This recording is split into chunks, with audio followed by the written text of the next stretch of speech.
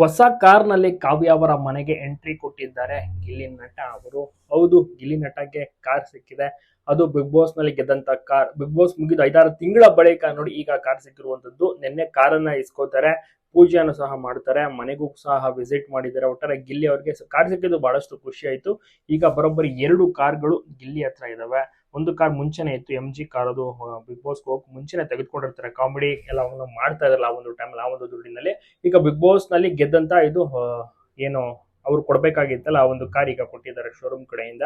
ಸುಮಾರು ಒಂದು 16 ಲಕ್ಷ ರೂಪಾಯಿ ಒಂದು ಕಾರ್ಗೆ ಆಗುತ್ತೆ. ತುಂಬಾನೇ ಚೆನ್ನಾಗಿದೆ. ಕಾವ್ಯ ಅವ್ರಿಗೂ ಕೂಡ ಬಹಳಷ್ಟು ಖುಷಿ ಆಯ್ತು. ಕಾರ್ ಸಿಕ್ಕಿದ್ದು ಅವ್ರೀಗ ಬಹಳಷ್ಟು ಎಂಜಾಯ್ ಮಾಡ್ತಾ ಇದ್ದಾರೆ. ಇದೀಗ ಕಾವ್ಯ ಅವರ ಮನೆ ಹತ್ರ ಸಹ ಬಂದು ಕಾವ್ಯ ಅವರಿಗೂ ಕೂಡ ರೌಂಡ್ ಕರ್ಕೊಂಡು ಹೋಗಿದ್ದಾರೆ.